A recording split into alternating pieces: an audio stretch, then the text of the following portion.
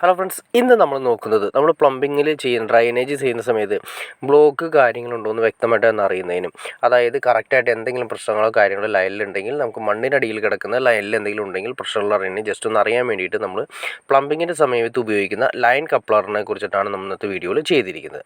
നിങ്ങൾ കാണുന്ന പോലെ തന്നെ ഒരു ഡോറ് കൊടുത്തിട്ടുണ്ട് കേട്ടോ. ലൈൻ കപ്ലറാണ് കൊടുത്തിരിക്കുന്നത്. 4 ഇഞ്ച് പൈപ്പ് നേരെ അതിലേക്ക് കണക്ട് ചെയ്യുകയാണ് ചെയ്തിരിക്കുന്നത്. അപ്പോൾ ഇതിൻ്റെ മുകളിൽ ഡോറ് നമുക്ക് തുറക്കാൻ സാധിക്കും. ഇതുപോലെ ഡോറ് കറക്റ്റായിട്ട് അതിന് ത്രെഡാണ് വരുന്നത് കണ്ടോ.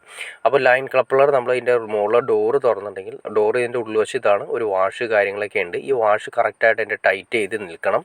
അപ്പോൾ എന്തെങ്കിലും ബ്ലോക്ക് കാര്യങ്ങൾ ഇങ്ങനെ തുറന്ന് നോക്കിക്കഴിഞ്ഞാൽ എവിടെ നിന്നാണ് വരുന്നതെന്ന് കറക്റ്റായിട്ട് അറിയാൻ പറ്റും. അതായത് നമുക്ക് ഇതിൻ്റെ അകത്ത് ഏത് സൈഡിൽ നിന്നാണ് ബ്ലോക്ക് കാര്യങ്ങളെന്ന് കറക്റ്റായിട്ട് ഐഡൻറ്റിഫൈ ചെയ്യാൻ പറ്റും. അപ്പോൾ അതിൻ്റെ മുറുക്കുന്നതിന് മുന്നേ ഇതിൻ്റെ സൈഡിൽ നിന്ന് ശ്രദ്ധിക്കേണ്ട കാര്യം എന്ന് വെച്ചിട്ടുണ്ടെങ്കിൽ ഇതിൻ്റെ അകത്ത് കിടക്കുന്ന വാഷ് കറക്റ്റായിട്ട് ഇവിടെ ടൈറ്റ് ആവണം, അല്ലെങ്കിൽ അവിടെ ലീക്ക് വരാനുള്ള ചാൻസ് കൂടുതലാണ്. അപ്പോൾ ഡ്രൈനേജ് സിസ്റ്റം മൊത്തം നമ്മൾ മണ്ണിൻ്റെ അടിയിലാണ് പോകുന്നത്. മണ്ണിൻ്റെ അടിയിൽ പോയി കഴിഞ്ഞാൽ പിന്നെ ഏത് സൈഡിലാണെന്ന് പെട്ടെന്ന് നമുക്ക് ഐഡൻറ്റിഫൈ ചെയ്യാൻ പറ്റില്ല. അപ്പോൾ നമ്മൾ ഇത് എന്ത് ചെയ്യണമെന്ന് വെച്ചാൽ ഈ ലൈൻ കപ്ലർ, അതായത് അതിന് ഡയറക്ഷൻ ഉണ്ട്. നമ്മൾ അതിൻ്റെ കപ്ലിംഗ് ഉള്ള വശം നമ്മൾ എവിടെ നിന്നാണോ വരുന്നത് അവിടേക്ക് കൊടുക്കണം. കപ്പിൻ്റെ ഔട്ട് പോകുന്നതാണ് എവിടേക്കാണോ പോകുന്നത് അവിടേക്കായിട്ട് നമ്മൾ തിരിച്ചും കൊടുക്കണം. അല്ലെങ്കിൽ തിരിച്ചു കൊടുത്തിട്ടുണ്ടെങ്കിൽ അതിൻ്റെ ഡയറക്ഷൻ വ്യത്യാസം വന്നതിന് ബ്ലോക്ക് വരാനുള്ള ചാൻസ് കൂടുതലാണ്. സിമ്പിളായിട്ട് പറഞ്ഞത്രേ ഉള്ളൂ. നമ്മൾ വാങ്ങിക്കുന്ന രീതിയിൽ, അതായത് നമ്മൾ ഒരാളിൽ നിന്ന് എന്തെങ്കിലും സാധനങ്ങൾ വാങ്ങിക്കുന്ന രീതിയിൽ ആയിരിക്കണം അതിൻ്റെ ആ ഡയറക്ഷൻ കൊടുക്കണം. അതിൻ്റെ കപ്ലർ കിടക്കണം. കപ്ലർ എപ്പോഴും എവിടെ നിന്നാണോ വരുന്നത് അത് എപ്പോഴും വാങ്ങിക്കുന്ന രീതിയിലായിരിക്കണം കപ്ലർ വരുന്നത്. പിന്നെ രണ്ടാമത്തെ സെക്ഷൻ എന്ന് വെച്ചിട്ടുണ്ടെങ്കിൽ അത് നേരെ എവിടേക്കാണോ പോകുന്നത് അവിടെ ലെവലിലേക്ക്.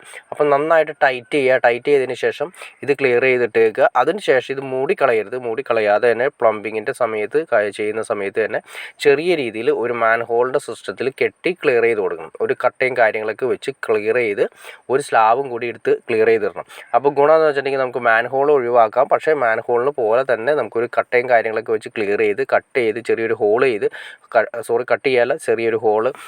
ചെറിയൊരു കോളം അടിച്ച് അതിനൊരു സ്ലാബും കൂടി എടുത്തിട്ടുണ്ടെങ്കിൽ നമുക്ക് അവിടെ ഒരു ഡ്രൈനേജ് സിസ്റ്റത്തിൻ്റെ ഒരു ചെറിയൊരു ചെക്ക് ചെയ്യാൻ പറ്റുന്ന മെയിൻ പോയിൻ്റായിട്ട് നമുക്ക് യൂസ് ചെയ്യാൻ സാധിക്കും. അതല്ലാതെ നമ്മളിതെല്ലാം തന്നെ ലെങ്ത്ത് വരുന്ന ഏരിയകളിലെല്ലാം തന്നെ മണ്ണിൻ്റെ കൂടെ ഇട്ടിട്ടുണ്ടെങ്കിൽ എന്തെങ്കിലും ജസ്റ്റ് മണ്ണ് ഇരുന്ന് പോയ കാര്യങ്ങളൊക്കെ ചെയ്തു പോയി കഴിഞ്ഞാൽ അതിൻ്റെ സ്ലോപ്പ് കാര്യങ്ങളൊക്കെ നഷ്ടപ്പെടും.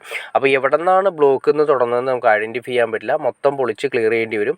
മൊത്തം കട്ടയും കാര്യങ്ങളൊക്കെ വിരിച്ചിട്ടാണ് ചെയ്യുന്നതെങ്കിൽ വീട് മൊത്തം ആണെങ്കിൽ അതെല്ലാം മാറ്റിയതിന് ശേഷം നമുക്ക് ക്ലിയർ ചെയ്യാൻ സാധിക്കുള്ളൂ.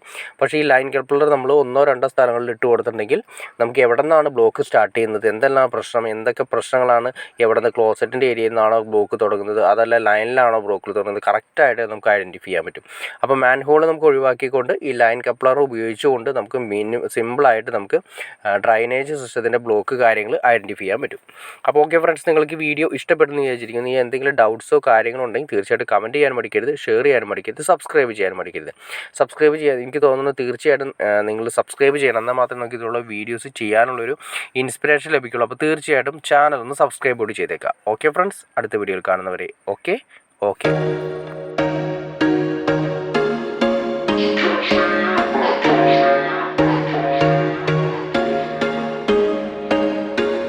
There was once a day that I would pray for you. I'd go and misbehave just so you'd notice too. Sneaking looks up and down from across the room.